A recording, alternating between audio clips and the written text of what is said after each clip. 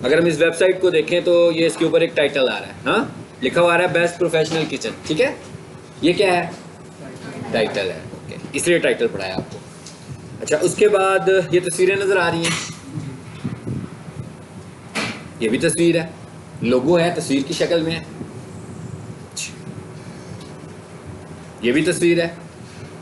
सो बहुत सारी तस्वीरें हैं वेबसाइट में, ठीक है।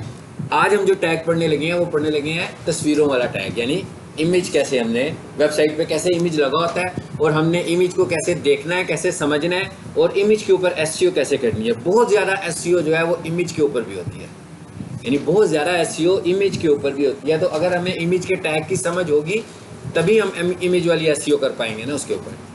अच्छा, अब जरा ऊपर आए वापस। हाँ जी, ये क्या है? ये कौन सा टैग है? H1 हेडिंग स्टाइल्स लगे हुए हैं। ये पैराग्राफ है, तो ये कौन सा टैग है? बोल्ड और स्ट्रॉन्ग का टैग लगा हुआ है, ठीक है। अब मैंने कहा कि इमेज का टैग बताने लगा हूँ, तो आपको फील हो रहा होगा कि बहुत सारी वेबसाइट तो कवर होगी हमारी, हो गई ना। यानी जब मैं किसी वेबसाइट को खोलूंगा तो मैं आपसे कहूँ भाई इसका टाइटल मुझे चेंज करना है, हमें समझ में आ जाएगा। हमें पता लगे हमने इसकी हेडिंग्स को चेंज करना है, हमें समझ में आ जाएगा। हमें पता लगे इसके पैराग्राफ के अंदर जाकर हमने कुछ मॉडिफिकेशंस करनी है, हमें समझ में आ जाएगा, क्योंकि हमने पी के टैग को भी देखा था कल। और फिर हम अगर ये कहेंगे इसकी तस्वीरों को चेंज करना है तो तस्वीरें भी आ गई। तो इसका मतलब क्या होगा कि मोस्टली चीज़ें आज हमारी वेबसाइट की कवर हो जाएंगी, हाँ, क्योंकि हमने कुछ भी बनाना नहीं है, ये वेबसाइट मेरे पास आई है। फॉर एग्जाम्पल हो सकता है कि इसकी इमेज पर एसईओ ना हुई हो, तो इमेज एसईओ करने के लिए मुझे इमेज के टैग को समझना पड़ेगा ना, क्योंकि उसी के थ्रू तो एसईओ नहीं है हमारी। अच्छा, उसके बाद एक चीज़ और है जिसे हम बाद में देखना है। मैं इस पर माउस रख रहा हूँ, तो ये क्या है? लिंक। एक वेबसाइट में बहुत सारे लिंक्स भी होते हैं, ऐसी है ना, किसी भी वेबसाइट में बहुत सारे लिंक्स होते हैं। इवन आपका जो मेन्यू होता है, आपका मेन्यू भी तो लिंक्स की शक्ल में ही होता है। मैं इस पर भी क्लिक करूँगा, ये खुल जाएगा, ये अलग खुल जाएंगे। सो एक हमारा क्या बच जाएगा बीच में? लिंक्स वाला, ठीक है। यानी अब पहले हम देखने लगे हैं इमेजेस को और फिर हम देखेंगे हाइपर लिंक्स को, ठीक है, कि ये लिंक्स क्या होते हैं।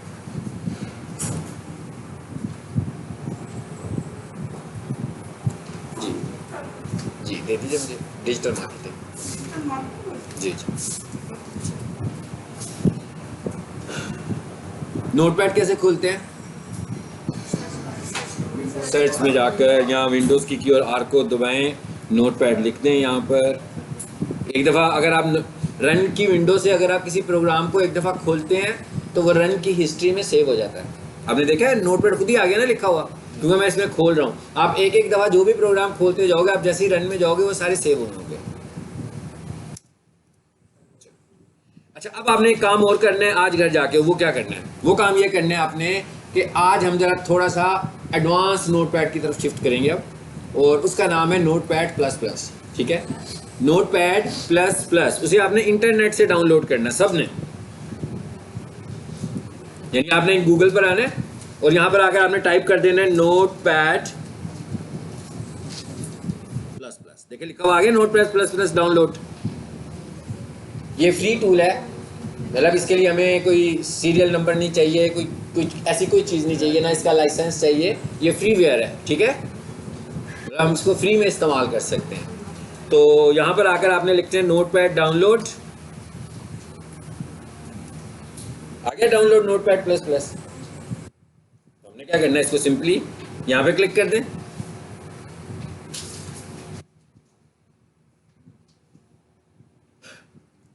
बस इतनी सी बात है। इसके बाद ये आपके सामने आएगा, लिंक पर आप क्लिक करेंगे तो ये सेव हो जाएगा आपके पास। जैसे ये सेव होगा, इस पर क्लिक कीजिएगा तो ये इंस्टॉल हो जाएगा। नेट नेट नेट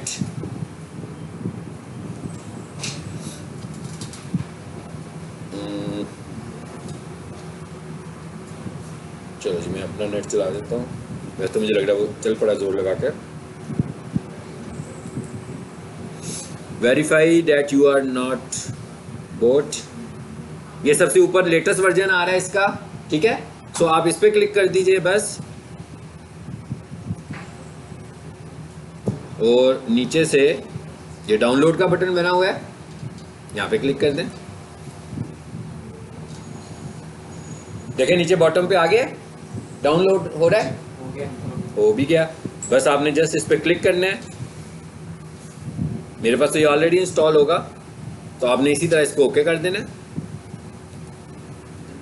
यस करें, नेक्स्ट। कोई मुश्किल काम तो नहीं कर रहा मैं, ये लोकेशन बता रहा है कि ये कहाँ इंस्टॉल हो रहा है, लेकिन इसका आइकन भी आ जाएगा, इसलिए ज़रूरी नहीं कि हम लोकेशन को याद भी रखें। और इसकी फाइल का क्या नाम है, नोटपैड प्लस प्लस। इसका मतलब क्या हुआ, इसको भी अगर आपको ढूंढना होगा तो क्या लिखेंगे, नोटपैड प्लस प्लस, ठीक है जी। क्रिएट शॉर्टकट ऑन डेस्कटॉप, अगर आप चाहते हो कि डेस्कटॉप पे इसका शॉर्टकट आ जाए तो इसे भी ऑन कर दें और फिनिश यानी कि इंस्टॉल का बटन प्रेस कर दीजिए। इस तरह आप सब ने अपने घर में इंटरनेट ऑन करके इस एप्लीकेशन को भी इंस्टॉल कर देना है। ये इंस्टॉलेशन कंप्लीट हो गई है। ये क्या कह रहा है, run notepad plus plus, challenge कर देते हैं रन इसको, ताकि आप इसकी शक्ल भी देख लो एक दफ़ा कैसा होता है ये, ठीक है। इसमें देखिए लाइन नंबरिंग भी आ रही है, उससे बहुत बेहतर है ये वाला, ठीक है, विंडोज़ के नोटपैड से। और ये स्पेशली ख़ास तौर पर ज़्यादा काम इसमें HTML का ही होता है, ठीक है। सो आप जब इसको यूज़ करेंगे तो साथ साथ फिर मैं पैरेलल इसकी और बातें भी आपको बताऊंगा। तो ये तो हमने खोल लिया जी नोटपैड प्लस प्लस, मैं इसे बंद कर रहा हूँ। अब आ जाते हैं वापस नोटपैड पर, और अब हम टैग पढ़ने जा रहे हैं इमेज का। इमेज का टैग जो है SEO के हवाले से बहुत इंपॉर्टेंट टैग है, यानी आपकी ऑप्टिमाइजेशन के लिए बहुत ज़्यादा इंपॉर्टेंट। कोई नया स्टूडेंट तो नहीं बैठा हुआ आज भी जो फर्स्ट डे आज आया हो, ऐसे तो कोई स्टूडेंट नहीं है, सब लोग अब कल वाले प्रीवियस क्लास वाले ही हैं ना, फ्रेश जो है, ठीक है जी। मैं देखिएगा ज़रा लिखने लगा, मैं इस दफ़ा कुछ और नहीं लिख रहा हूँ अभी, ठीक है, क्योंकि हम इस वक्त फोकस करने लगे हैं इमेज के ऊपर, तो मैं सिर्फ इमेज का टैग लगा रहा हूँ। इवन मैं हेड भी नहीं लगा रहा, क्योंकि मैंने हेड लगाना नहीं है। तो अगर आप बॉडी लिखेंगे नहीं ना तो वो समझ जाएगा कि आपका हेड, ये हेड नहीं है बॉडी है, ठीक है, लेकिन फिर भी मैंने बॉडी लिख दिया। चलो, और यहाँ पर सिर्फ मैं उस टैग की बात करने लगा हूँ, किसकी, इमेज। ये इसका मैंने सिंटेक्स लिख रहा हूँ, सिंटेक्स। सिंटेक्स क्या होता है, उसको परफॉर्म करने का जो फार्मूला होता है। हाँ, तो तस्वीर के लिए, इमेज के लिए जो टैग है उसका नाम क्या है, IMG। अगर आपने इमेज लगाना है तो उसके लिए जो टैग है उसका क्या नाम है, IMG। IMG का टैग यूज़ करते हैं हम इमेजेस के लिए। इसी तरह अगर आप किसी वेबसाइट को खोलो, उसके सोर्स में जाकर फाइंड करो IMG को, तो आपको बहुत सारे IMG के टैग्स नज़र आएंगे जिसमें इमेजेस बने होंगे, ठीक है। अच्छा, उसके बाद आगे क्या लिखा हुआ आ रहा है, SRC। SRC stands for source, यानी कि इमेज का मतलब क्या है कि हम कोई इमेज लगाना चाहते हैं। तो इमेज किस तरह का होगा, फाइल की सूरत में। फाइल कहाँ पे बताएंगे, SRC के एट्रीब्यूट के अंदर। किसी भी टैग के अंदर जो ऑप्शंस आ रही होती हैं, वैसे तो मैं कह सकता हूँ ना कि भाई इस टैग की ऑप्शन है, ऐसे ही है।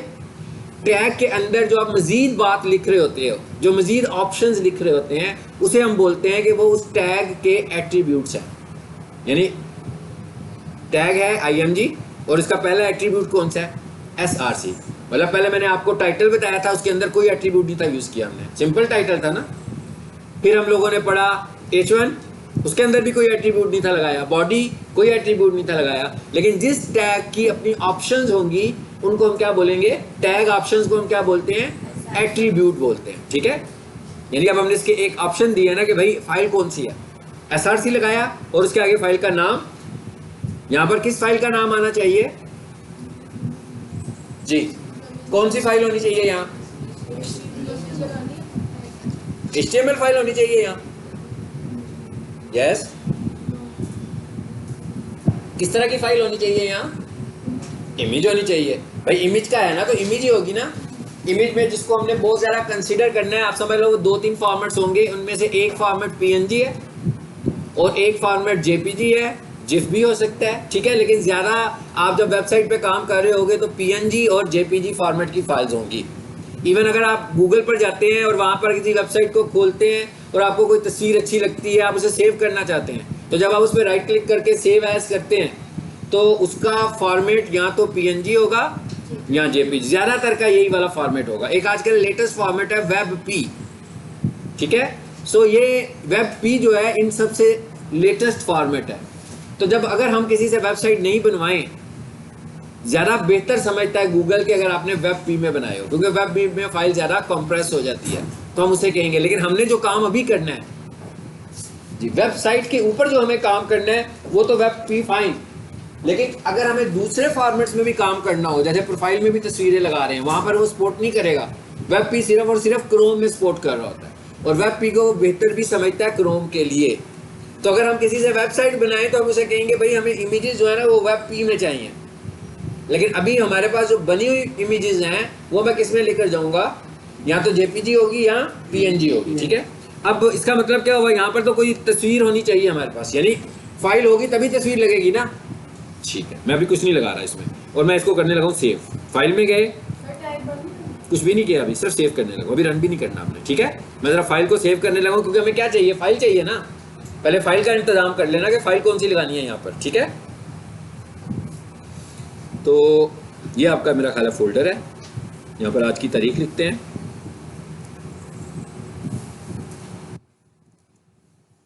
फाइल को पहले इनिशियल लेवल पर सेव करते हैं जी। कौन सी फाइल, ये कौन सी फाइल सेव करने लगा हूँ, कौन बताएगा मुझे?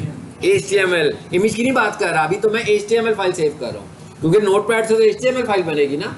इस HTML फाइल के अंदर मुझे इमेज का इस्तेमाल करना है, ऐसे ही है ना। तो अब हम यहाँ पर आगे फाइल का नाम रख लेते हैं। इसका नाम मैं जो मर्जी रख लूँ, मैं अपनी मर्जी से इसका नाम रख रहा हूँ image_example.html। चलो जी, फाइल बन गई। अभी मैंने इसे रन नहीं करना। क्यों नहीं रन कर रहा मैं इसको, कि भाई इमेज भी तो बतानी है इसमें। अब हम एक काम करते हैं, समझने के लिए, प्रैक्टिस करने के लिए कोई इमेज इसके अंदर इस फोल्डर में ले आते हैं, क्योंकि इमेज चाहिए ना। हमें इमेज के बगैर इमेज तो नहीं लगा सकते, इमेज भी तो उसे देना पड़ेगा। तो चाहे तो नेट से कोई इमेज ले ले। इधर आता हूँ मैं गूगल पर,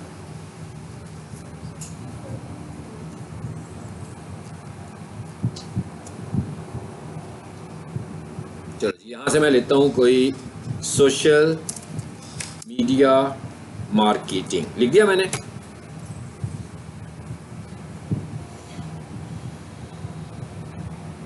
मैंने नेट चेंज नहीं था किया शायद, है ना।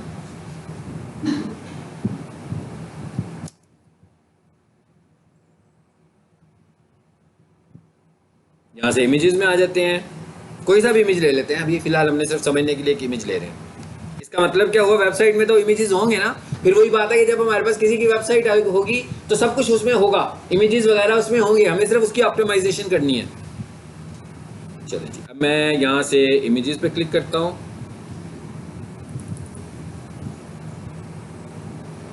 नेट भी मैं अपना कर देता हूँ यहाँ से ना।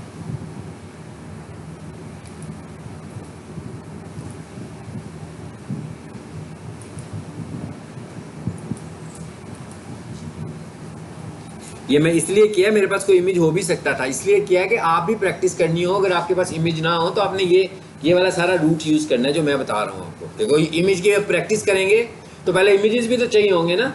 तो आपने देखा ना, मैंने फाइल अभी रन भी नहीं की, अभी मैंने टैग भी नहीं यूज़ किया पूरी तरह। तो मैंने कहा क्योंकि मुझे इमेज यूज़ करना है तो भाई कहीं से पहले मैं इमेज का इंतजाम कर लूँ। अब मैं क्या करूँगा, उस इमेज को ले जाकर सेव करके उसी फोल्डर में रख लेता हूँ, ताकि कोई कंफ्यूजन ना हो कि भाई HTML फाइल कहाँ पड़ी है और इमेज कहाँ पड़ा है। क्या ख्याल है, एक ही जगह पर होंगी तो अच्छी बात है ना। जिस फोल्डर में मैं HTML फाइल रखूँगा ज़्यादा बेहतर है मैं उसी में इमेज रख लूँ। तो मुझे यहाँ से फ़िलहाल जो भी अच्छा लग रहा है इमेज, मैं यहाँ से कोई सा भी इमेज ले लेता हूँ। चलो जी, ये ले लेते हैं। ये इमेज आ गया। अब मुझे इसकी ज़रूरत है, सेव करना है मुझे इसे जी। ये क्या लिखा है, सेव इमेज एज। ठीक है जी, इसको सेव करें। कॉपी करके कहाँ लेकर जाओगे, पेस्ट कहाँ करोगे? नोटपैड में तो ना इमेज पेस्ट हो सकता, नहीं हो सकता। वो तो किसी ग्राफिक फॉर्मेट में होगा ना, फोटोशॉप में होगा, नोटपैड में तो नहीं हो सकता, वो तो टेक्स्ट एडिटर है। अच्छा, अब हम यहाँ आए, देखें इसकी टाइप खुद ही आ रही है PNG जी। मैंने इसकी PNG टाइप ली और इसको मैं उसी जगह ले जाता हूँ जी। जी आ जाए।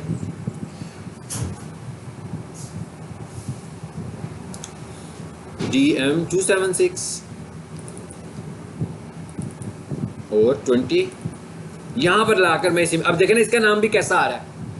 इमेजेस के नाम कैसे होने चाहिए, इमेजेस के नाम पर्पसफुल होने चाहिए, यानी आपने जिस मकसद के लिए इमेज बनाया हुआ है आपको वैसे ही नाम रखने हैं। ये भी एक ऑप्टिमाइजेशन का स्ट्रॉन्ग फैक्टर है कि आपकी फाइलों के नाम ऐसे हों जो उन फाइलों का पर्पस है।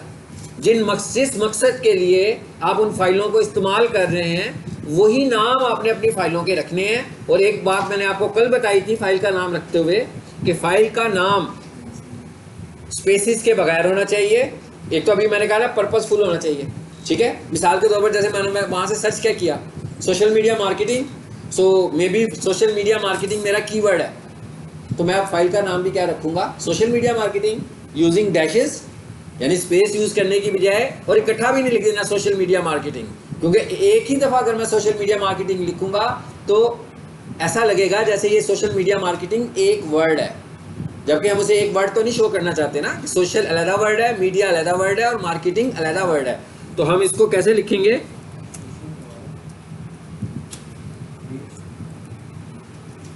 Media marketing. चलो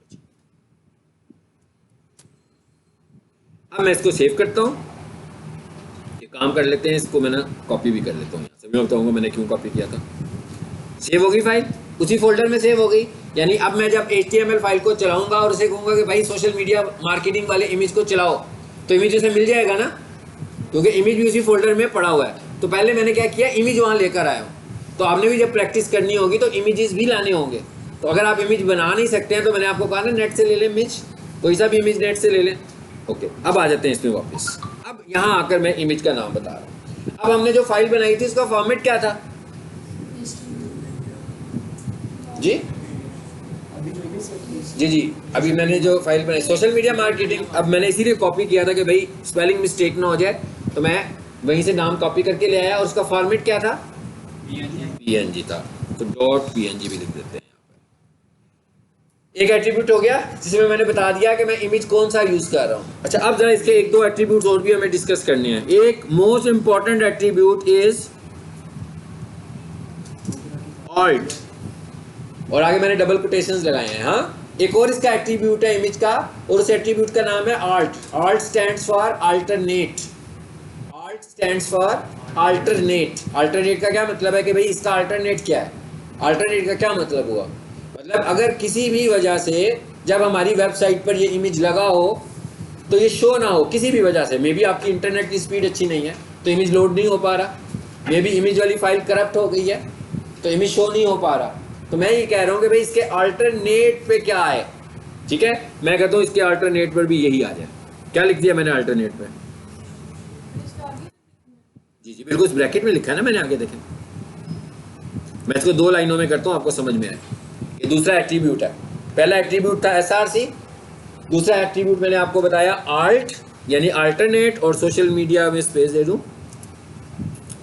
ये जो अल्टरनेटिव टेक्स्ट है ये आप लिख सकते हो बिटवीन 120 to 140 कैरेक्टर्स, यानी इतना बड़ा ये कैरेक्टर टेक्स्ट लिखा जा सकता है। अब इसका मकसद क्या है, एक मकसद तो मैंने आपको बता दिया कि एक इसका ये मकसद है। क्या मकसद है कि अगर इमेज लोड ना हो तो इमेज की जगह पर ये टेक्स्ट लिखा हुआ नजर आ जाए, ताकि पता लग जाए कि इमेज किस चीज़ से मुतल्लिक था। लेकिन ये किसके लिए है, ये यूजर्स के लिए है।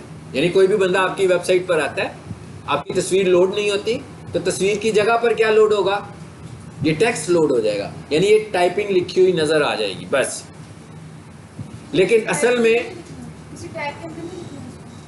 टैग के अंदर लिखा है हमने, इमेज का टैग चल रहा है, बंद तो नहीं किया अभी हमने, ये इमेज का टैग ही पढ़ रहे हैं हम इसको पढ़ रहे हैं, ये अभी तक चल रहा है, इसे खत्म नहीं किया। मैंने क्या कहा था कि जब किसी टैग के अंदर जो ऑप्शंस लिखते हैं उन्हें हम क्या बोलते हैं, एट्रीब्यूट्स बोलते हैं। यानी असल में हम पढ़ क्या रहे हैं, इमेज की ऑप्शंस, मतलब हम क्या पढ़ रहे हैं, इमेज के एट्रीब्यूट्स पढ़ रहे हैं। पहला एट्रीब्यूट था SRC। SRC के एट्रीब्यूट में क्या बताते हैं, क्या बताते, क्या चीज बताते हैं, बताते क्या है, ठीक है बिल्कुल सही है, सोर्स है ये, लेकिन क्या बताते क्या है उसमें कि भाई इमेज कौन सा है, तस्वीर कौन सी है, उसका नाम बताते हैं। उसके बाद दूसरा एट्रीब्यूट मैंने बताया आल्ट, ये क्या है, अल्टरनेट। अल्टरनेट का क्या मतलब है कि भाई अगर इमेज लोड ना हो तो ये टेक्स्ट लोड हो जाए, तो यूजर को इससे कोई फायदा तो होगा नहीं, खास नहीं होगा ना। अच्छा, अब जरा इसको समझ लेते हैं कि आल्ट का असल में पर्पस है क्या। आल्ट बेसिकली दो जगहों पर हमारे काम आएगा। एक तो हम यूजर को मैसेज दे रहे हैं कि भाई ये इमेज लोड नहीं हो सका, इस वजह से आप ये टेक्स्ट देख रहे हैं। असल में जो आर्ट है, अगर हम SEO के हवाले से देखें तो SEO के हवाले से आर्ट बेसिकली हम गूगल के क्राउलर को मैसेज दे रहे हैं। अब मैंने एक टर्म इस्तेमाल किया जो आप लोगों के लिए बिल्कुल नहीं है, गूगल क्राउलर। हाँ, इस्तेमाल की ना मैंने गूगल क्राउलर। ये क्या होता है इसको हम आहिस्ता आहिस्ता डिटेल से भी समझेंगे, लेकिन थोड़ा सा मैं आपको इसका कॉन्सेप्ट देता हूँ। गूगल क्राउलर क्या है? हम कह रहे हैं ना हमने वेबसाइट को रैंक करना है, ये कह रहे हैं कि अमंग टू मैनी वेबसाइट्स हमारी वेबसाइट ऊपर आ जाए, यही कह रहे हैं हम। अब हमारी वेबसाइट ने रैंक कैसे होना है, इसका भी तो कोई फार्मूला तो होगा ना। कोई तो बंदा बैठा होगा जो रैंक कर रहा होगा। जैसे आप इम्तिहान देते हैं तो कोई बंदा आपके पेपर्स को चेक करता है, ठीक है, उसकी बेसिस पर आपको मार्क्स मिलते हैं। सो इसका मतलब क्या हुआ कि कोई बंदा हमारे, कोई तो है ऐसा जो हमारी वेबसाइट को देख रहा है और हमारी वेबसाइट को देख के वो एनालिसिस करेगा कि क्या हमारी वेबसाइट इस काबिल है कि वो सबसे ऊपर आ जाए। वो है क्राउलर। यानी गूगल का जो क्राउलर है बेसिकली वो एक सॉफ्टवेयर है, जो कि सॉफ्टवेयर है तो मतलब फिजिकल तो नहीं है, हम देख तो नहीं सकते क्राउलर को। ऐसे ही है ना, जैसे कोई एक बर्ड है, बर्ड तो हवा में उड़ रहा है, आपको बाहर नजर आने लगा हुआ है, लेकिन ये एक ऐसा बर्ड है जिसको आप देख नहीं सकते हैं। ये गूगल का एक सॉफ्टवेयर है जो मुख्तलिफ वेबसाइट को देख रहा होता है कि भाई ये वेबसाइट गूगल पर हैं तो ये वेबसाइट्स क्या स्टैंडर्ड्स पूरे कर रही हैं कि नहीं पूरे कर रही हैं। तो जो वेबसाइट स्टैंडर्ड पूरे नहीं कर रही होंगी वो उसको इग्नोर करता है और उनको दिखाता ही नहीं है, और जो वेबसाइट स्टैंडर्ड्स पूरे करती हैं वो कंपटीशन में आ जाती हैं कि भाई पहले नंबर पर कौन आएगा, दूसरे नंबर पर कौन आएगा, तीसरे नंबर पर कौन आएगा। सो ये काम जो कर रहा है वो क्या है? क्राउलर। इसका मतलब क्या हुआ कि असल में हम जो ऑप्टिमाइजेशन कर रहे हैं वो किसके लिए कर रहे हैं? गूगल के लिए। लेकिन गूगल ये सारे काम किस चीज़ की मदद से कर रहा है? अपने तौर पर वो क्राउलर की शक्ल में ये काम कर रहा है। असल में गूगल का क्राउलर आपके इन स्टैंडर्ड्स को देख रहा है कि क्या आप वो स्टैंडर्ड्स फॉलो कर रहे हैं, नहीं कर रहे हैं जो गूगल ने बताए हैं, ठीक है ना। जैसे पीक सॉल्यूशंस वाले यहाँ पर कोई एक कोऑर्डिनेटर रखते हैं कि भाई क्लास के बाहर आपने खड़े हो जाना है, कभी बाइक खड़े हो जाना है, कभी अंदर चले जाना है, और स्टूडेंट्स को मॉनिटर करना है कि स्टूडेंट पूरी क्लास में कैसे बिहेव करते हैं। तो इसका मतलब कोई बंदा आपको मॉनिटर कर रहा है तो 10 दिनों के बाद कोई ना कोई रिजल्ट तो निकलेगा उसका। जब आपको सर्टिफिकेट मिलेगा उस वक्त भी उसका कोई रिजल्ट आपको कागज़ के ऊपर भी नज़र आ रहा होगा। ऐसे ही है, सेम यही एनालिसिस गूगल का क्राउलर कर रहा है।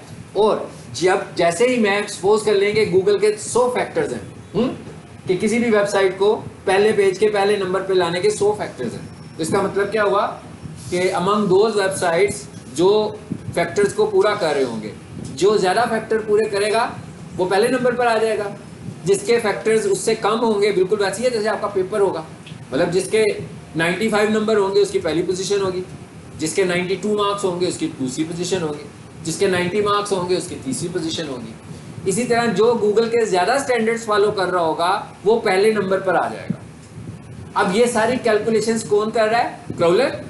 इसका मतलब क्या हुआ कि हमें बहुत सारी इंफॉर्मेशन, असल में हम जो वेबसाइट बनाते हैं किसके लिए बनाते हैं? यूजर्स के लिए, कि लोग हमारी वेबसाइट को देखें और हमें उससे बिजनेस मिले, यही चाहते हैं ना। लेकिन असल में हमने जब उसको रैंक करना है तो असल में हम लेकर किसके पास जा रहे हैं उसको रैंक करवाने के लिए? यूजर्स उसे रैंक नहीं कर रहे। यूजर्स को तो उससे सिर्फ डाटा मिल रहा है जो उनको चाहिए। रैंक करवाने के लिए हम किसके पास जाना चाहते हैं? गूगल के पास। और गूगल ने कहा है कि भाई क्राउलर ये सारे काम करेगा। अब हम ये कह रहे हैं कि ये जो आर्ट का टेक्स्ट हम लिख रहे हैं अबाउट 120 से लेकर 140 कैरेक्टर्स तक, सो ये वाला जो टेक्स्ट है बेसिकली मैं किसको सबमिट करने जा रहा हूँ? क्राउलर को।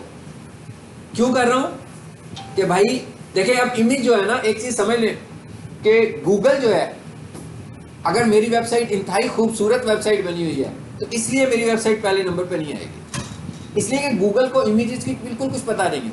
कंप्यूटर है ना वो, तो भाई उसका आपका अपना कंप्यूटर सिस्टम चल रहा है। सो कंप्यूटर को इमेजेस, ब्यूटीफुल वेबसाइट, इससे तो कुछ लेना देना नहीं है ना। वो जो बात भी समझता है वो कोडिंग की शक्ल में समझता है। गूगल को हमने जो बात भी समझानी है, जैसे मैंने आपको कहा ना कि भाई ये वेबसाइट है, लेकिन असल में वेबसाइट कहाँ बनी हुई है वो सोर्स दिखाया मैंने आपको, वो बिल्कुल ही सिंपल सा टेक्स्ट था।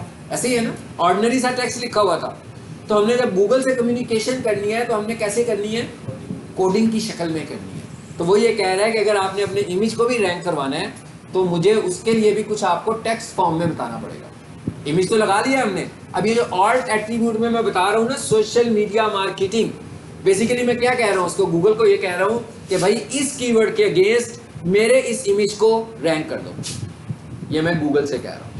अब अगर मैं अपनी वेबसाइट में 50 इमेजेस लगाऊं, ठीक है, और बड़े दिलकश इमेजेस हों और बहुत अच्छे वाले कैमरे से भी मैंने खींचे हों कि अच्छी सी तस्वीर हो, पीछे ब्लर बैकग्राउंड हो, उसके बावजूद गूगल उसे रैंक नहीं करेगा अगर मैंने आर्ट के एट्रीब्यूट छोड़े होंगे।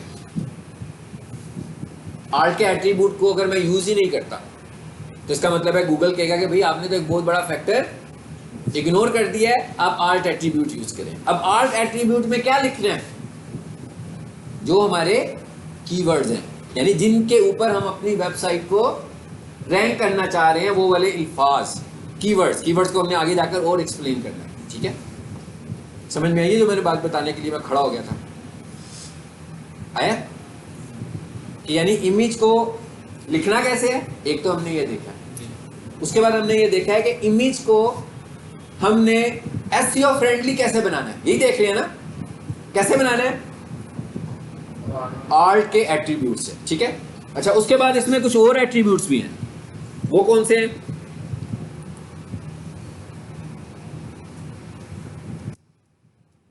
विड्थ। वैसे तो हमारे पास एक इमेज है, उसकी ऑलरेडी एक विड्थ होगी, ऑलरेडी एक हाइट होगी, लेकिन अगर हम उसकी विड्थ और हाइट को कंट्रोल करना चाहते हैं तो हम यहां आकर उसकी विड्थ हाइट को कंट्रोल कर सकते हैं। मिसाल के तौर पर मैं यहां आया हूं और यहां आकर मैंने लिख दिया विड्थ मुझे चाहिए, इसका क्या मतलब है? हाँ जी, स्क्रीन पर देखें सब लोग, मुझे जवाब देना है आपने। हाँ, इसका क्या मतलब है कि भाई इमेज की जितनी भी विड्थ है ना, मुझे कितनी चाहिए उसमें से 70% साइज चाहिए उसका। ठीक है, इसको भी, इस कॉन्सेप्ट को भी हम आगे जाकर समझेंगे कि क्यों हमें विड्थ बतानी पड़ रही है इसको। अच्छा, अब यहाँ हाइट में आया हूं मैं, और हाइट में आकर मैं कह देता हूं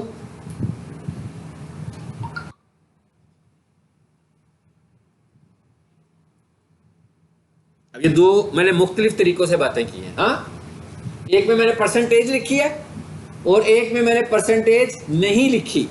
इसका मतलब ये है कि अगर आप परसेंटेज लगाओगे तो हमें फौरी तौर पर समझ में आ जाएगा कि हम प्रोपोर्शन क्या ले रहे हैं, परसेंटेज के हिसाब से हम ले रहे हैं उसका साइज, कि भाई इतने परसेंट दे दो हमें। लेकिन अगर आप परसेंट नहीं लेते और कुछ भी नहीं लिखते साथ और सिर्फ एक नंबर लिख देते हैं, तो इसका मतलब है कि मैं कह रहा हूं इतने पिक्सल्स। समझ आ गई बात की?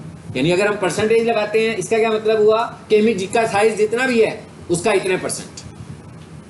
जैसे क्लासरूम इतना बड़ा है, फॉर एग्जांपल इसमें 100 चेयर्स लगी हुई हैं, तो मैं कहूँ भी क्लासरूम का 25%, तो चेयर्स की तादाद 25% में आ जाएगी एकदम।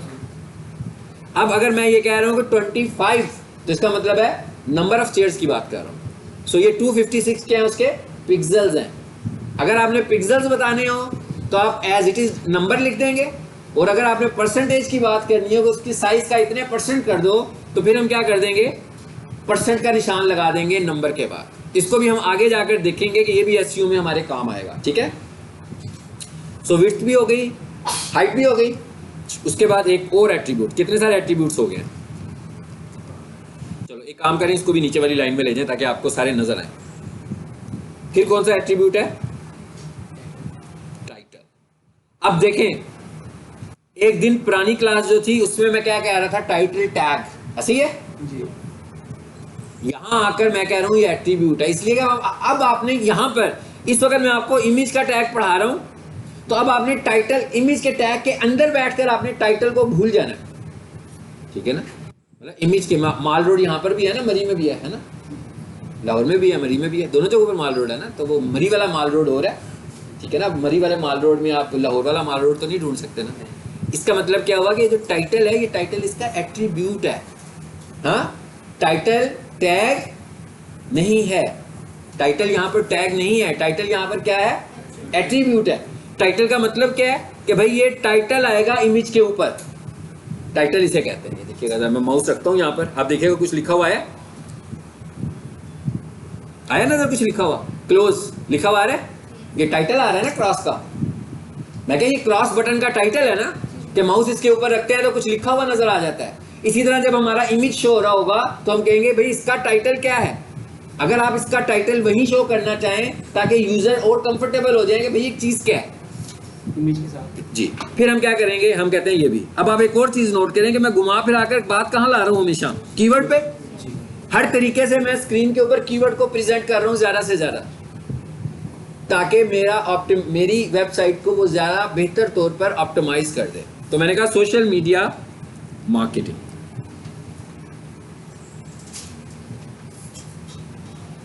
ये हमने इमेज का टैग भी पढ़ लिया और इस टैग के अंदर जो एट्रीब्यूट्स थे जो ऑप्टिमाइजेशन में बहुत रोल प्ले कर रहे हैं, यानी इनमें जो सबसे ज्यादा रोल प्ले करता है एट्रीब्यूट ऑप्टिमाइजेशन में वो है आल्ट। अब अगर देखा जाए तो आल्ट के मैंने आपको दो पर्पस बताए हैं।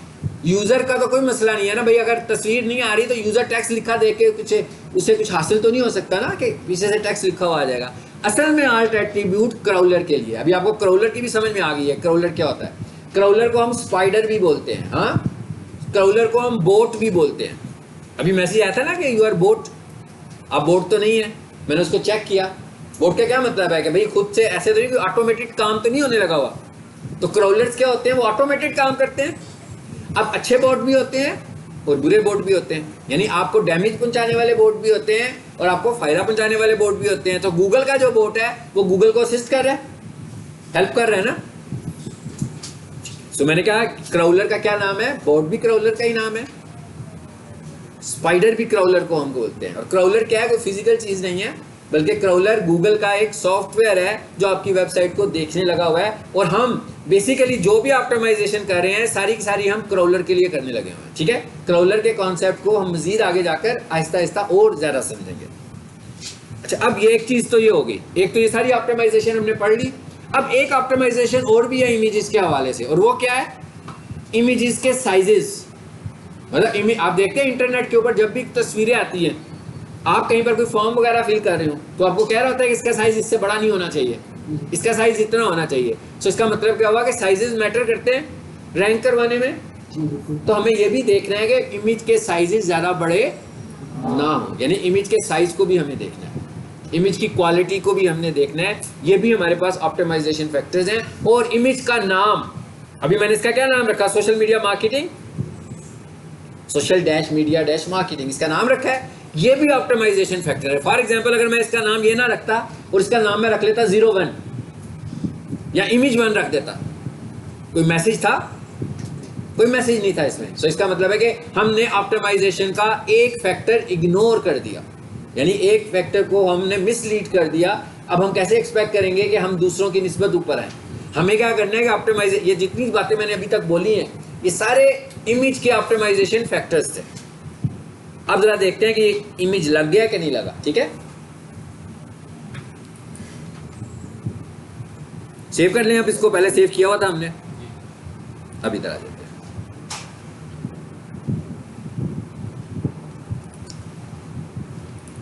फाइल मैंने क्लोज कर दी थी शायद।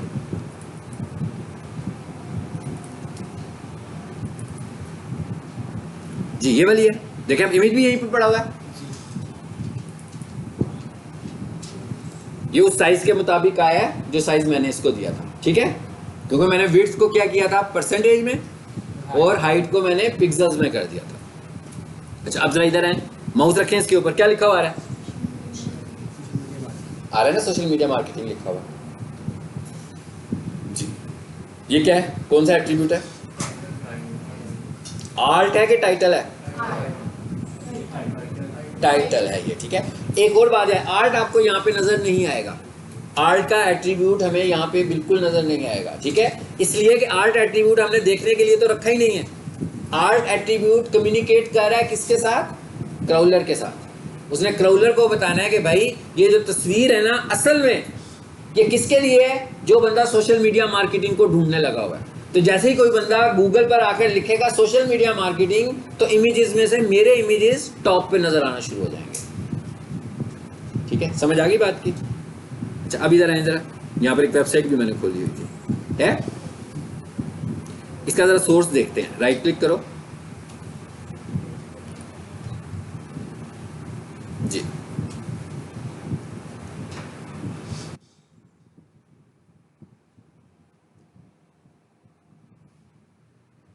आगे आर्ट एट्रीब्यूट में ये वेबसाइट खोली हुई है ना मैंने, उसके आर्ट एट्रीब्यूट हम देख रहे हैं। पहला एट्रीब्यूट ये आ रहा है, देखें जरा क्या जी एट्रीब्यूट? प्रोफेशनल किचन लोगो। क्या कह रहा है? कितने हैं टोटल? 20 ऊपर बता रहे हैं ना। यहाँ तक मैं कैसे आया हूँ? कंट्रोल F किया था मैंने, फाइंड किया, पहले सोर्स में गया हूँ, राइट क्लिक करके सोर्स खोला, फिर मैंने कंट्रोल F किया, वहां जाकर मैंने लिखा आर्ट। मैं कहा एक वेबसाइट है मेरे पास, जैसे कोई बंदा मुझे कहना यार चेक करें इसके इमेज ऑप्टिमाइज हुए हैं कि नहीं हुए हैं, तो सबसे पहले तो मैं उसका आर्ट चेक करूंगा ना लाकर। तो मैंने वेबसाइट खोली है और यहाँ आकर मैंने उसका आर्ट खोला, दूसरे को देखो लगा हुआ है जी, कोई आर्ट मिसिंग तो नहीं है ना? ये यहाँ पर देखेंगे ये आर्ट जो है इस पे क्या लिखा हुआ है, इमेज, तो मुझे देखना पड़ेगा कि ये कौन सी इमेज है। अगर तो ये कोई ऐसी इमेज है जिसको वो ऑप्टिमाइज भी करना चाहता है, ठीक है ना। मिसाल के तौर पर जैसे मैं कहूँ कि वो इमेज शो करने लगा हुआ है होम को, तो उसे तो हम ऑप्टिमाइज नहीं करेंगे ना होम के बटन को। लेकिन अगर वो इमेज शो कर रहा है आपके किसी प्रोडक्ट को, तो उसे तो ऑप्टिमाइज होना चाहिए उसके नाम के साथ। ऐसे नहीं हो सकता ना कोई बंदा सोशल मीडिया लिखे और मैंने होम के बटन के ऊपर आर्ट एट्रीब्यूट में लिखा हो सोशल मीडिया मार्केटिंग, तो इसका मतलब क्या होगा, सर्च क्या होगा, होम का बटन, हर दफा होम का बटन सामने आ जाया करेगा किसी के ढूंढने पर। वो तो नहीं हमने ढूंढना, हम तो कह रहे हैं कि हमारी जो एग्जैक्ट इमेजेस हैं हम उनको ऊपर लाना चाह रहे हैं, तो हमने उस जगह पर जाकर अपने कीवर्ड्स को एडजस्ट करना है, ठीक है। इमेज की समझ में आ गई है। अब अगर मैं इस वेबसाइट को देखूं तो इसका मतलब क्या होगा कि इसका बहुत सारा पार्ट तो हमें समझ में आ गया है, इस तरह समझ में आ गया। अभी आपको लग रहा होगा कि आपको समझ में नहीं आया, मतलब इस तरह समझ में आया कि अगर हम इसको चेंज करना शुरू करें तो भाई हमें टाइटल का भी पता लग गया कि कहाँ से चेंज होना है, ठीक है ना, हमें तस्वीरों का भी पता लग गया कहाँ से चेंज होंगी जाकर, उसके बाद हमें हेडिंग स्टाइल का भी पता लग गया, हमें पैराग्राफ का भी पता लग गया, ठीक। अच्छा अब आते हैं ज़रा आगे एक और चीज़ के ऊपर, और वो क्या चीज़ है। अब अगले लेक्चर में क्या करना है हमने, अगले लेक्चर में हमने इस वेबसाइट को, जो मैं कह रहा हूँ ना कि आपने पता लग गया हमको, अगले लेक्चर में मैं आपको ये बताऊंगा कि भाई ये तस्वीर कैसे चेंज होनी है, यहाँ से इसके अंदर जो टेक्स्ट लिखा हुआ है वो आपने कैसे चेंज करना, तभी ये वेबसाइट आपकी बनेगी ना। और ये वेबसाइट मैं आप लोगों को व्हाट्सएप करूंगा, ड्राइव का लिंक होगा, इसे आपने अपने पास सेव करना है, यानी आपने फिर इस पर काम करना होगा। और ये कैसे होगा, ये ऑफलाइन होगा, मैंने आपको वेबसाइट ऑफलाइन खोल के दिखाई थी ना, तो आपने जब इस वेबसाइट पे काम करना होगा तो कैसे करोगे, अपने कंप्यूटर पे बैठ के करोगे। अगली क्लास में मैं इसको डायरेक्ट चेंज करा रहा हूँ, क्या चेंज कराऊंगा, समझाने के लिए मैं ये चेंज कराऊंगा कि भाई इसका टाइटल बदलना चाहते हैं, हम डायरेक्ट बदल के देखेंगे। इसका फेविकॉन इमेज लगा हुआ है, इसको बदलेंगे ताकि आप भी बदल सकें। इसका ये लोगो लगा हुआ है, इसको रिप्लेस कर देंगे। उसके बाद ये जो इमेजेस आ रहे हैं, 3 स्लाइडर इमेजेस आ रहे हैं, ये देखेंगे कैसे बदलने हैं। अगर ये हेडिंग चेंज करनी होगी तो इसका मतलब क्या होगा, भाई ये सारा काम करने के बाद क्या होगा, वेबसाइट चेंज हो जाएगी कि नहीं होगी, तब बदल जाएगी ना वेबसाइट। आप जो जो चीज़ें चेंज करेंगे नई वेबसाइट बन जाएगी, फिर हम उसकी एसईओ करेंगे। फिर आप अपनी, क्योंकि अब आपको समझ में आ गया कि भाई वेबसाइट कैसे बननी है। अब आप इस एक वेबसाइट से चाहे 10 वेबसाइट्स अपनी और बना लें, कंटेंट चेंज करते जाएंगे, वेबसाइट नहीं बनती जाएगी, डुप्लीकेट तो नहीं रहेगी ना। डुप्लीकेट तो तब रहेगी ना कि आप जब ये पूरी की पूरी यही रखें, नंबर, मोबाइल नंबर चेंज कर दें, बाकी सब कुछ सेम रखें, तो इसका मतलब है डुप्लीकेट है। लेकिन जब आपने उसका सारा कंटेंट ही चेंज कर दिया तो फिर डुप्लीकेट तो नहीं रही, फिर तो वेबसाइट नहीं बन गई है, ठीक है। अब आ जाते हैं आगे, जरा हाइपरलिंक की भी साथ ही बात कर लेते हैं। ये तो हमने सेव कर लिया, अब हम एक काम करते हैं,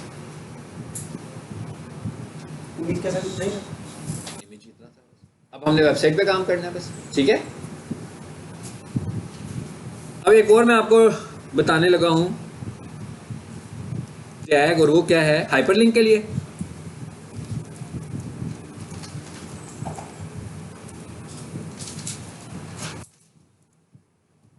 होपफुली अगली क्लास में या एक आधा लेक्चर और लग जाएगा तो हम वेबसाइट एडिटिंग को कंप्लीट कर चुके होंगे। फिर हम एसईओ पर आएंगे कि हमने एसईओ कैसे करनी है अपनी वेबसाइट के ऊपर डायरेक्ट, ठीक है। लेकिन उस वक्त हमें समझ आएगी, आपको फ़ायदा तब होगा जब आप थोड़ी सी अपनी वेबसाइट खुद बनाएंगे घर बैठ के। और एक बात याद रखें कि ये वाला जो फेज़ है ये टाइम टेकिंग फेज़ है आपके लिए, हाँ भाई, इट इज़ नॉट पॉसिबल कि आप 10 मिनट जाके लेक्चर देखें तो आपको लगे कि हो गया। क्योंकि अगर आपको ये वेबसाइट अपनी बनानी है तो लगेगा ना 2-3 घंटे तो लगेंगे, ऐसे तो नहीं लग जाएगा। 2-3 घंटे रोज़ाना लगाएंगे, 3-4-6-8 घंटे में आपके कम से कम हमें होम पेज अपना बनाना है। होम पेज समझते हैं ना, सब किसी को बोलते हैं, लैंडिंग पेज किसे बोलते हैं जी, लैंडिंग पेज किसे बोलते हैं, जो लैंड पे होता है किसे बोलते हैं। जब हम कोई वेबसाइट खोलते हैं तो जो पहला पेज होता है उसको यहाँ आप होम पेज कह सकते हैं या उसको हम लैंडिंग पेज कह सकते हैं, ठीक है। आगे आ जाए। अब मैंने एक और टैग इस्तेमाल किया, ए, ठीक है। इस टैग का ये टैग कैसे शुरू होता है? ए के साथ शुरू होता है। ए स्टैंड्स फॉर एंकर।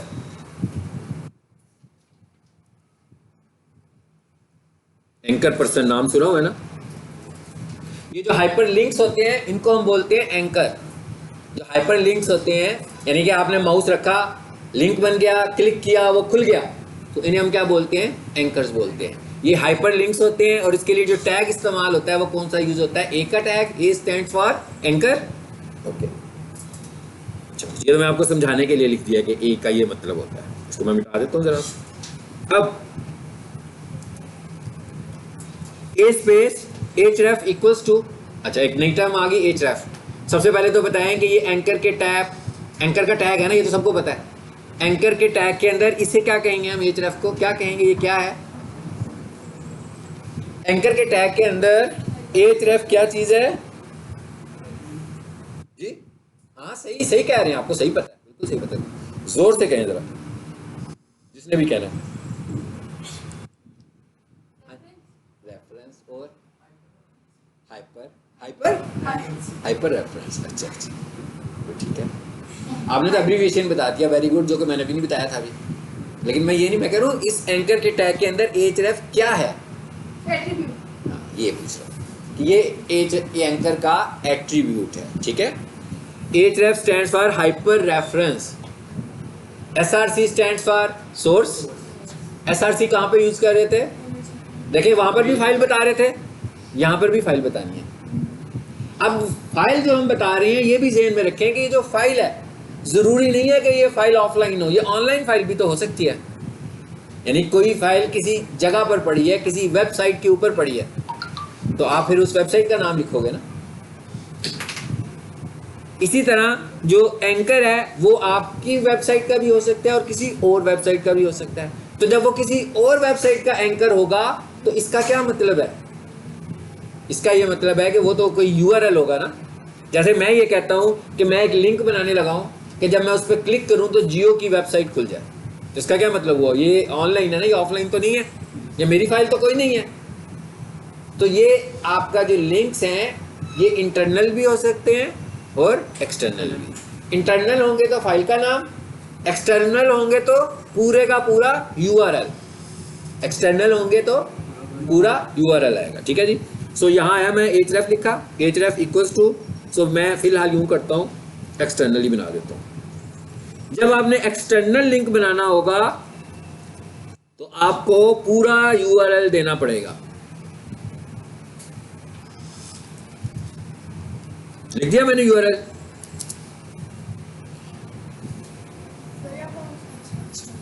ठीक है जी, अभी मैंने खत्म नहीं की बात। हाँ मैं क्या, अभी बात नहीं खत्म हुई।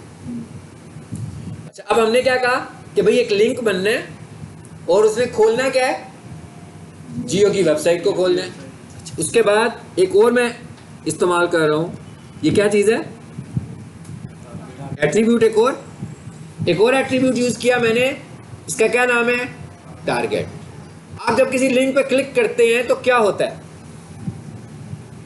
हाँ जी, अगर हम किसी लिंक पे क्लिक करें तो होता क्या है?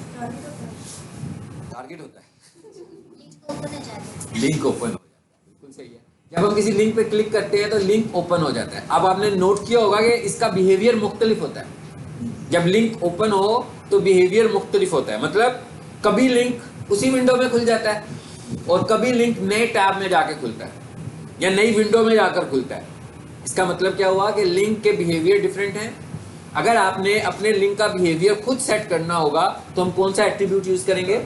टारगेट। इसके अंदर दो एट्रीब्यूट्स हैं जिन्हें हम फोकस करते हैं, अंडरस्कोर ब्लैंक, नाम से पता लग गया, अंडरस्कोर कैरेक्टर है जो भी मैं लगाऊंगा, आप देख लीजिएगा। मतलब एक इसका ब्लैंक है और एक इसका पेरेंट। ब्लैंक का नाम से अंदाजा हो रहा होगा, क्या मतलब? नया पेज, मतलब एक ब्लैंक पेज खोलना है हमने। जैसे वर्ड में कोई डॉक्यूमेंट खोलते हो तो कहता है ना ब्लैंक डॉक्यूमेंट खोलना है आपने, तो एक नया पेज खुल जाता है। तो कहता है भाई अगर तो नई टैब पे लेकर जाना है तो क्या यूज करोगे? ब्लैंक का एट्रीब्यूट। और अगर इसी जगह पर खोलना है, मतलब मैंने जियो की वेबसाइट खोली, क्लिक किया तो जियो का पेज रिप्लेस हो गया और दूसरा पेज खुल गया उसी की जगह पर, तो इसको क्या बोलेंगे? इस बिहेवियर को क्या बोलेंगे? पेरेंट। मतलब टारगेट तो है ना कि भाई क्या टारगेट, क्या आपका टारगेट विंडो कौन सी है? क्या टारगेट विंडो यही वाली है कि क्या टारगेट विंडो नहीं है? अगर तो टारगेट विंडो नहीं है तो क्या लिखेंगे, ब्लैंक। अगर टारगेट विंडो यही वाली है तो क्या लिखेंगे, पेरेंट। पेरेंट का क्या मतलब कि क्लिक करोगे तो यहीं पे खुल जाएगा, ब्लैंक लिखोगे क्लिक करेंगे तो नहीं नए पेज पे खुलेगा। चलिए मैं लगाने लगूँ। इसको लिखने का तरीका क्या है, ये तरीका है इसको लिखने का। क्या तरीका है, मैंने एक अंडरस्कोर का निशान लगाया, ये जो कीवर्ड सिंबल है ना इसको अंडरस्कोर बोलते हैं। अब मैं जब फाइलों का नाम लिख रहा था तो मैं क्या यूज कर रहा था, ये हाइफन है जो बिल्कुल लेवल पर आ रहा है। हाँ, ये डैश आपके कीबोर्ड पर जो होता है सिंपली उसको प्रेस किया मैंने, और उसी को मैंने जब शिफ्ट के साथ प्रेस किया तो ये अंडरस्कोर बन गया। इसको बोलते हैं अंडरस्कोर, इस कैरेक्टर का नाम है अंडरस्कोर। हाँ, और इस कैरेक्टर का नाम है डैश, जिसको हम कर देते हैं अंडरस्कोर। ब्लैंक, इसका क्या मतलब हुआ, मैंने क्या बिहेवियर कहा उसको कि भाई मेरे इस लिंक को नए पेज पे खोलो। और इसके अंदर एक और बिहेवियर देख लेते हैं, और वो है जो आपको पता ही है, अभी मैंने बता दिया है। इसका बिहेवियर इमेज में और यहां एक जैसा होगा। टाइटल का बिहेवियर इमेज में यूज किया था ना मैंने, ये एट्रीब्यूट टाइटल इक्वल्स टू, चलो जी मैं लिख रहा हूं, इसका टाइटल मैं क्या दे रहा हूं, अब इसी के हिसाब से दूंगा ना। इसका टाइटल जी मैंने दे दिया जियो न्यूज। चलो अच्छा, अब एक चीज कर रहा हूं मैं, इसको जरा 2 लाइनों में करने लगा हूं ताकि आपको ये टैग पूरा नजर आए। 2 लाइनों में कर दिया मैंने। मैं कह रहा हूं टैग मेरा मुकम्मल हो गया। हाँ, है क्या ये हाइपरलिंक, मतलब कि जब मैं इस पर क्लिक करूंगा तो क्या खुलेगा, जियो न्यूज की वेबसाइट खुलेगी। यही कह रहा हूं ना मैं कि जब हम इस पर क्लिक करेंगे तो क्या खुलेगा, जियो न्यूज की वेबसाइट। तो क्लिक कहां करेंगे, ये भी तो इंपॉर्टेंट बात है। अभी तक तो हमने उसे कोई बात चीज ही नहीं दी जिस पे क्लिक करें। क्या ख्याल है, कुछ नहीं लिखा ना। अगर मैं इसको यहाँ पे क्लोज कर दूं, देखिएगा जरा, मैंने इसे क्लोज कर दिया और मैं इसको चलाकर दिखाता हूं आपको।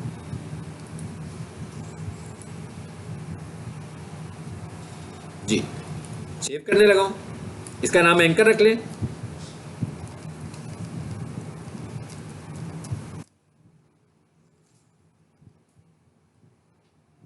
हो गई सेव, चलाएं इसको, रन करें।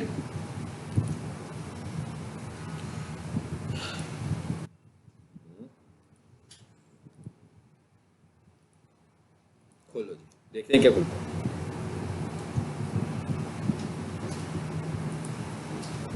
जी देखें कुछ खुला है, खुला सब कुछ है, सब कुछ हुआ है, मगर मसला क्या है, कुछ है ही नहीं। हमने उसे टारगेट कहा था ना, हमने कहा था टारगेट ये हो, लेकिन हमने उसको यही नहीं बताया हुआ कि क्लिक कहां पे करना है। ये तो हमने उसे कहा ही नहीं है कि क्लिक कहां पे होगा, यानी कि क्लिकेबल टेक्स्ट नहीं डिफाइन किया हमने। क्लिकेबल टेक्स्ट कहां डिफाइन होता है, ये मैंने इसीलिए नहीं किया कि आपको एग्जैक्टली समझ में आए कि क्लिकेबल टेक्स्ट कहां डिफाइन होता है, टैग के बाहर। यानी यहां पर अब मैं लिख देता हूं जो भी मुझे क्लिकेबल टेक्स्ट लिखना है, लिख दिया जी मैंने, जियो टीवी। अब इसका क्या मतलब है, अब मैं इसको सेव करता हूं।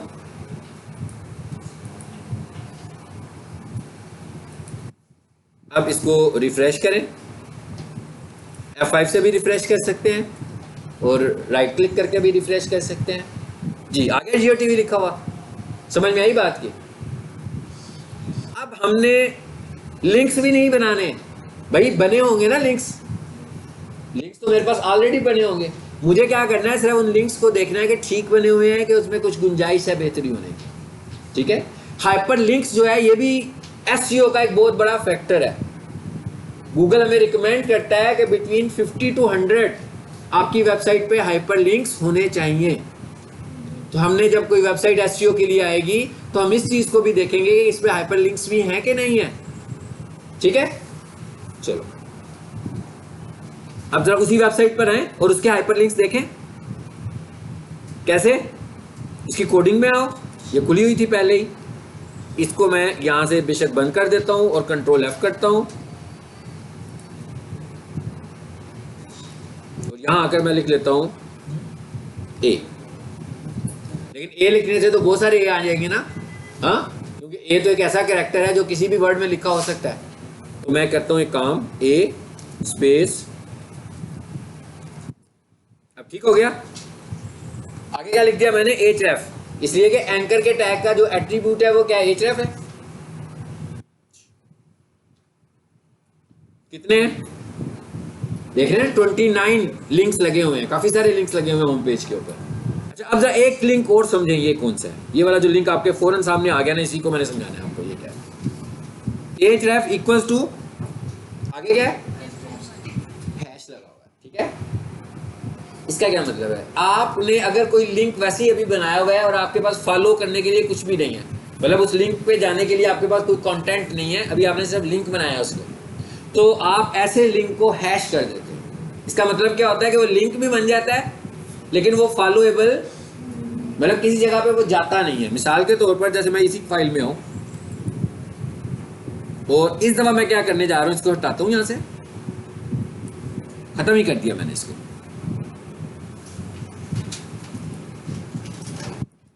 सेव कर दूं, चले अब देखिए जरा,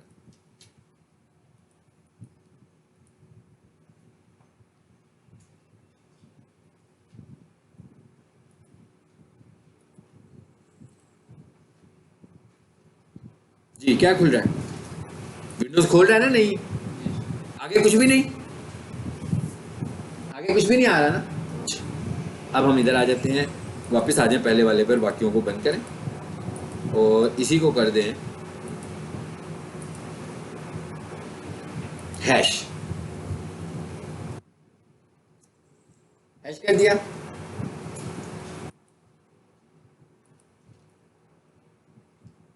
अब इधर आ जाए वापस,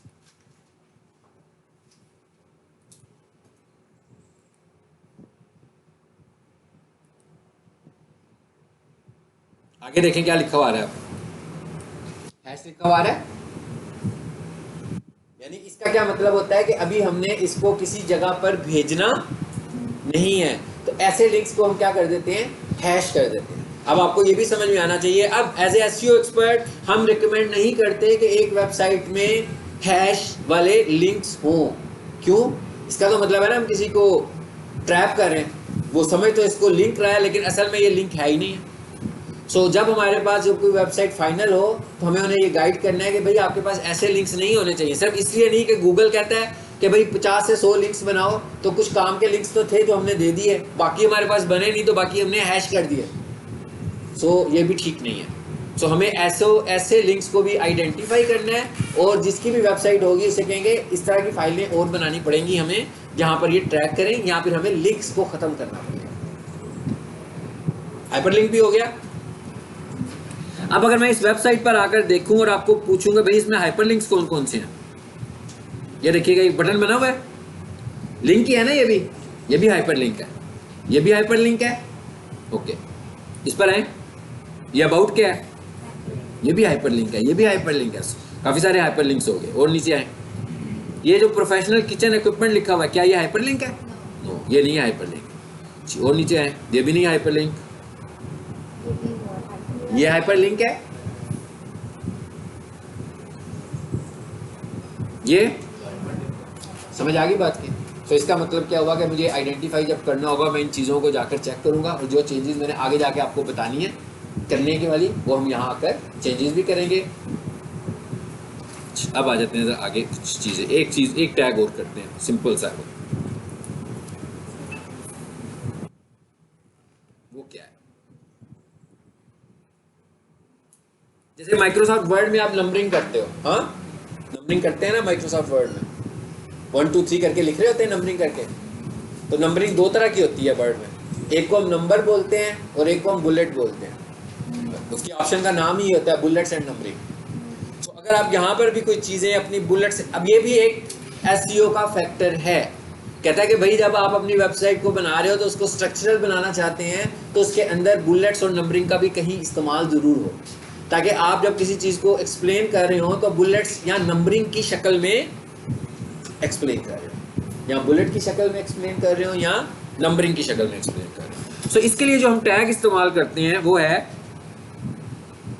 अच्छा सबसे पहले मैंने लगा लिया, चाहे मैं वो कैपिटल में लिखूं या स्मॉल में लिखूं कोई मैटर नहीं करता, वैसे मेरा शिफ्ट पे हाथ था इस वजह से ये लिखा गया। तो कैपिटल समझ लें तो ज़्यादा अच्छी बात है, इसलिए कि कैरेक्टर्स आपको क्लियर नजर आएंगे। उधर से वो आई लग रहा है हमें, हाँ। सो हमने यहाँ पर क्या लिख दिया जी, OL। OL stands for OL stands for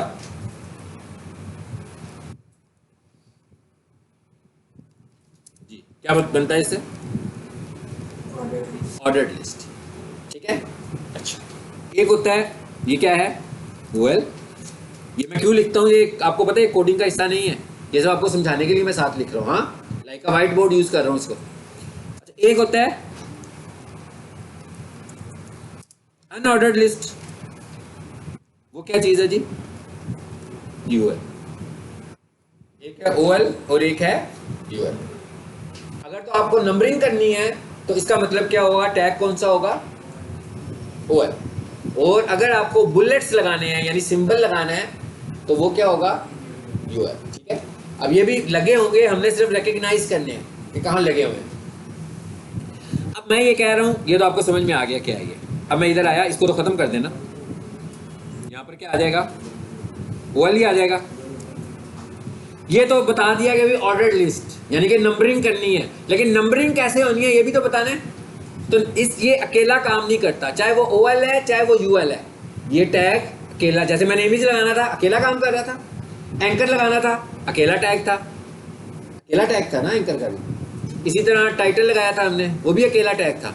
मैं इस वक्त स्टार्ट और एंड की बात नहीं कर रहा, टैग्स की बात कर रहा हूँ कि एक ही टैग के साथ हमने काम किया सारा। H1 लगाया तो वो भी एक ही टैग था, ऐसा नहीं है कि कोई एक मेन टैग है और एक सब टैग है।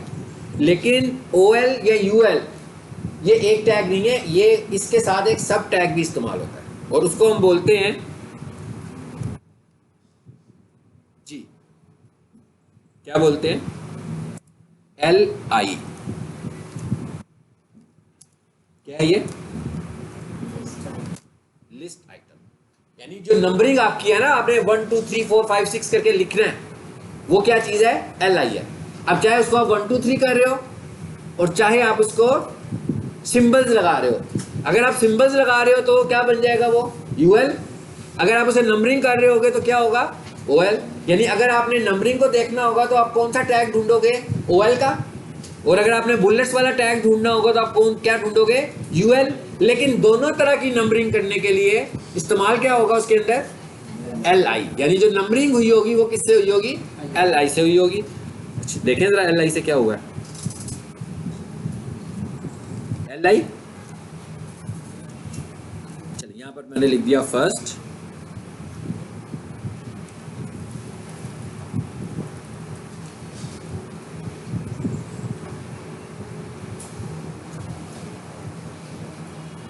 ये मैं फिलहाल टेक्स्ट चेंज नहीं कर रहा टाइम सेव करने के लिए, ठीक है। और इसका नाम भी रख लो लिस्ट आइटम, बल्कि इसका नाम रख लेते हैं नंबरिंग एग्जाम्पल .html। अब ये देखिएगा मैं एक नए तरीके से फाइल का नाम रखने लगा हूं। आपने देखना मैंने इसमें नया तरीका क्या इस्तेमाल किया है, कौन सा ऐसा काम कर रहा हूं जो पहले नहीं किया था। पता लगा क्या चेंज किया मैंने इस फाइल को? मैं फाइल सेव किया है, पहले लेक्चर में बताया था ना भाई HTML फाइल कैसे सेव करनी है, कहा था ना ऑल फाइल से जाकर सेव कर लो। अब मैंने एक दूसरा तरीका यूज किया जिसमें मुझे ऑल फाइल को चेंज नहीं करना पड़ा। क्या किया मैंने तरीका? मैंने ना डबल कोटेशन मार्क लगा दिए उसके इर्द गिर्द, तो मुझे नीचे वाली ऑप्शन पर जाने की जरूरत नहीं पड़ेगी। ये मैंने आज इसलिए बता रहा हूँ, उस दिन इसलिए इतना बताया कि आप कंफ्यूज ना हो, दो ऑप्शंस को देख के आप कंफ्यूज ना हो, ठीक है। तो आप उस तरह करेंगे तो भी फाइल बन जाएगी नोटपैड में, इस तरह करोगे तो भी बन जाएगी। इसमें फायदा क्या हुआ है कि नीचे जाकर आपको ऑल फाइल्स नहीं करना पड़ा, बल्कि आपने ऊपर ही डबल कोट्स लगा दिए उसको। तो जैसे आपने उसे डबल कोट्स लगाए हैं उसको पता लग गया कि भाई ये टेक्स्ट नहीं है बल्कि ये वो चीज है जो डबल कोट्स के अंदर है। देखें जरा इसको सेव करके,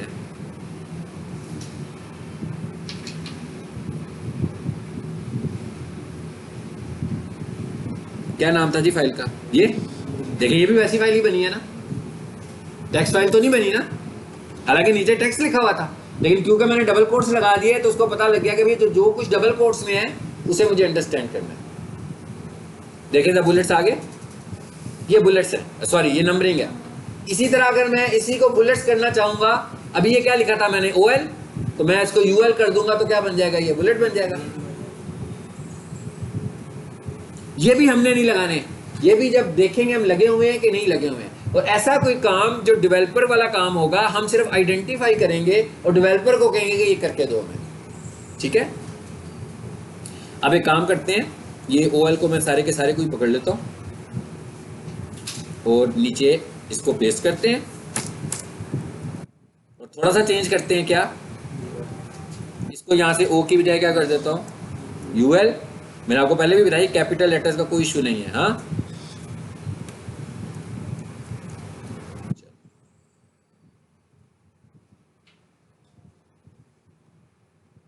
चलाकर देख लें,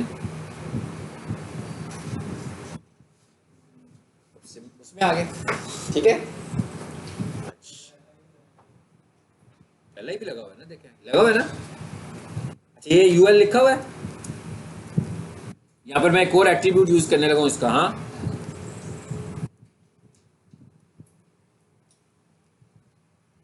क्या यूज किया मैंने, नन। और ओएल में मैं एक एट्रीब्यूट यूज करता हूँ, ये आपको मैं इसलिए बता रहा हूँ आपको इसकी भी समझ में आ जाए। नंबरिंग का स्टाइल चेंज किया मैंने, ठीक है। सो इसको भी सेव कर लें।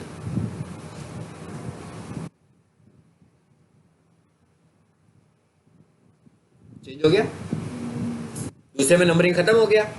इसका मतलब है वो ही नन मैं ऊपर लिखूंगा तो ऊपर से भी नंबरिंग खत्म हो जाएगा, ठीक है। मगर हमने ये HTML फाइल, फिर मैं बता रहा हूँ, नहीं बनानी है। हम ये सिर्फ चीज़ें इसलिए पढ़ रहे हैं कि जब हम एडिटिंग कर रहे हो तो हमारे सामने जब ये वाले आएंगे टैग्स तो हमें पता होगा ये टैग किस पर्पस के लिए हैं, ठीक है। चलो, ये था हमारा जी, आप समझ लो कि होपफुली हमने कोडिंग कर लिया ख़त्म। अगली क्लास में जी आपने लिखना है,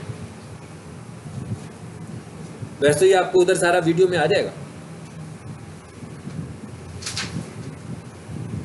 अगली क्लास में हमने डायरेक्ट वो जो प्रोफेशनल किचन वाली वेबसाइट है ना, उसके अंदर मैंने डायरेक्ट चेंजेस करवानी है ताकि आप घर बैठ के चेंजेस खुद करें। अब आपने करना यह है कि हर किसी ने जैसे भी आपने वेबसाइट बनानी है, अगर आपने 2 स्टूडेंट्स का पेयर बना के बनानी है उस तरह बना ले, अगर आपने सिंगल स्टूडेंट्स ने काम करना है वो कर ले, ठीक है। क्योंकि 2 स्टूडेंट्स से ज़्यादा का ग्रुप बनाएंगे तो फिर काम मेरा ख्याल है 1 या 2 ही करेंगे, बाकी तो कोई भी कुछ नहीं करेगा।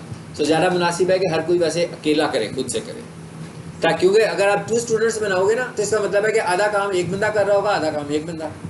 तो SEO तो आप ऐसे नहीं सीख सकते। कॉलेज की असाइनमेंट तो ऐसे बनाई जा सकती है मगर SEO नहीं ऐसे सीखी जा सकती। लेकिन अपने तौर पर आप बेशक ग्रुप्स कर लें कि जब हम इकट्ठे बैठ के काम करते हैं वो आप ग्रुपिंग कर लें।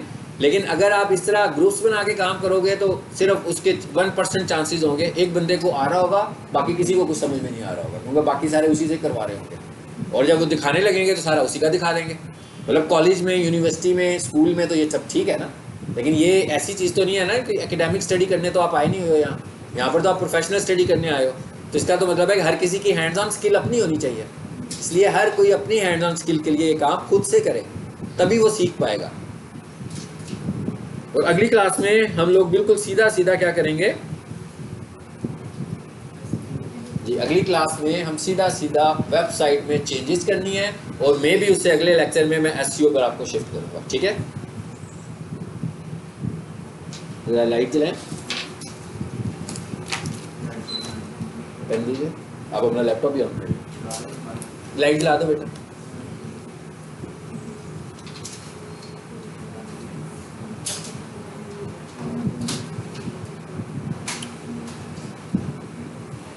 हाँ जी, मुनीब, मोहम्मद मूसा, कौन है, सैयद मुर्तज़ा,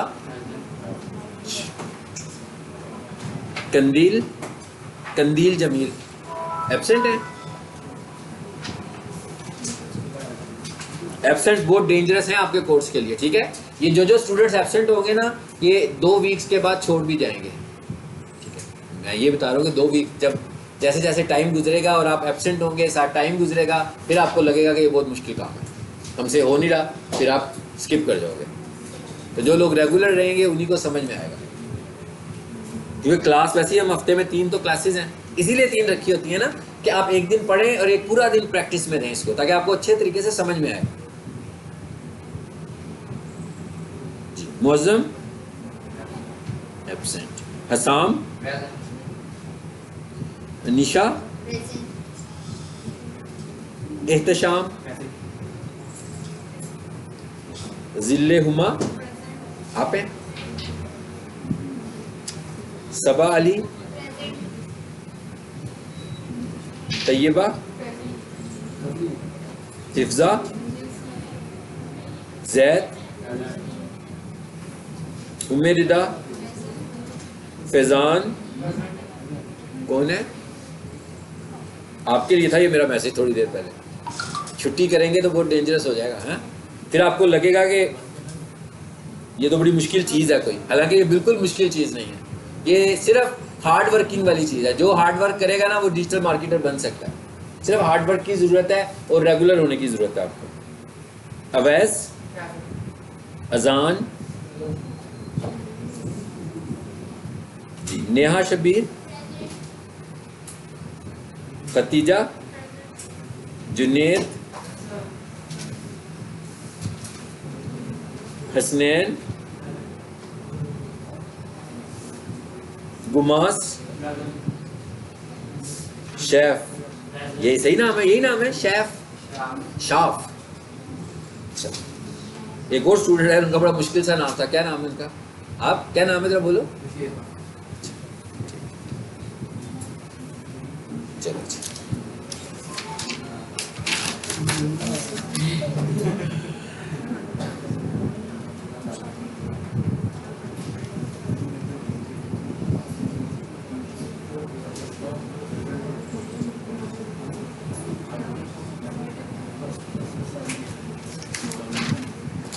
जी दिखाओ।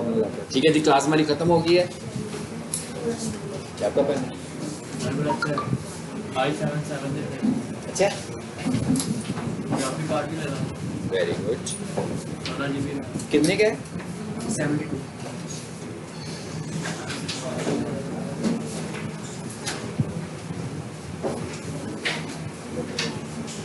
सर ये थोड़ी सी लाइन आ रही है, देखिए आप इसको भी मतलब ये डार्क बिल्कुल है, मसला क्यों नहीं है, पड़ेगी।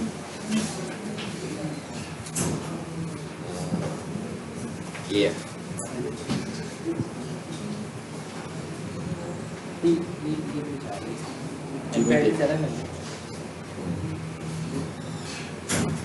लैपटॉप को चेक करते हैं, ब्लैक बैकग्राउंड पे चेक करते हैं जी है क्या? ब्लैक बैकग्राउंड कर लेना।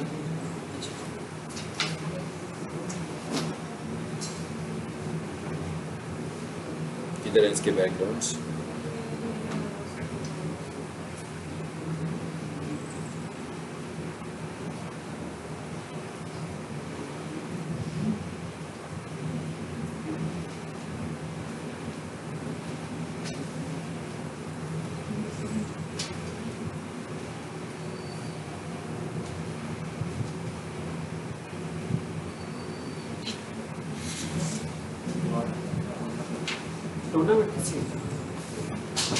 जो इस तरह की लाइनों वाले लैपटॉप होते हैं ना, उनकी रीसेल नहीं होती है। नहीं सर, उन्होंने कहा था चेंज करवा देना, आप